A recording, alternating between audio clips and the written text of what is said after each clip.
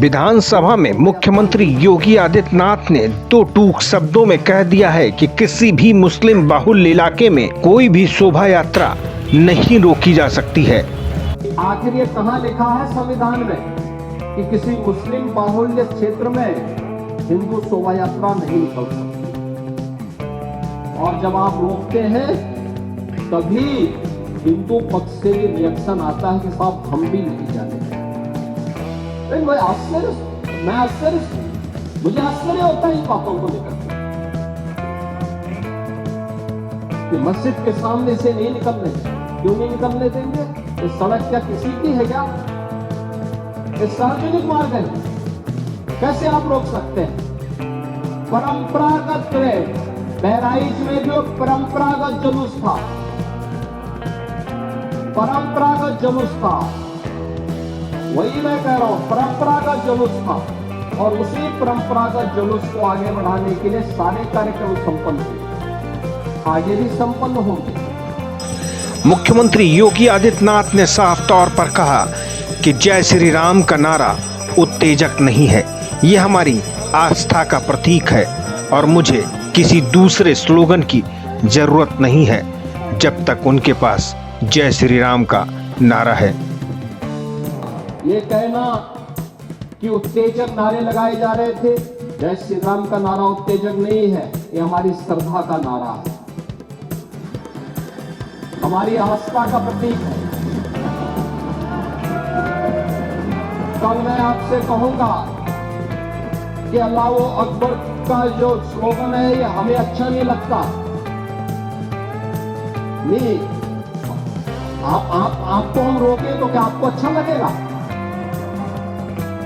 नहीं आपको नहीं, मुझे मतलब होने की आवश्यकता ही नहीं, मुझे आवश्यकता ही नहीं इसकी, नहीं मुझे इसकी आवश्यकता ही नहीं है, मुझे इसकी आवश्यकता ही नहीं, क्योंकि मेरी तो विरासत इतनी लंबी चौड़ी है, इतनी प्राचीन है कि मैं उस परंपरा को ही लेकर के चले जाऊं। मैं जय श्री राम का नारा, हर हर महादेव का नारा और राधे राधे राधे राधे के संबोधन से ही अपना पूरा जीवन काट सकता हूं। योगी आदित्यनाथ ने भरे सदन में कहा कि अगर जब कोई हिंदू ये कहे कि किसी मुसलमान को हमारे रास्ते से गुजरने में हमें परेशानी है तो वो उन्हें कैसा लगेगा, इसलिए हालात को जरूर समझें।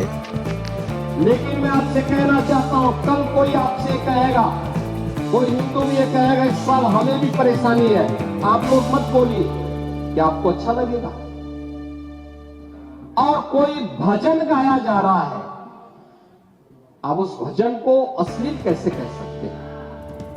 कैसे कह सकते हैं? कांवड़ यात्रा में क्या अश्लील गाने बजते हैं? अरे भगवान शिव के गाने बजते हैं, भगवान शिव के भजन गाए जाते हैं। दुर्गा पूजा के दौरान तो शोभा यात्रा निकलती है, जगत जननी मां भगवती दुर्गा के आरतियां बजती हैं, उनकी चालीसा बजती है, हनुमान चालीसा बजता है। ये हमारे यहां शक्ति के प्रतीक भी है और भक्ति के प्रतीक भी है। नहीं तो वही तो ऐतराज है, समस्या तो उसी बात को लेकर के है, सारा विवाद तो उसी बात को लेकर के है, सारा विवाद तो उसी बात को लेकर के है। और मुझे लगता है आपने बाबरनामा पढ़ा होता तो आप मुझसे बहस करते ही नहीं, जिसमें स्वयं मीर बाकी के द्वारा हरिहर मंदिर तोड़ने का जिक्र किया गया है। क्या बात करते हैं आप?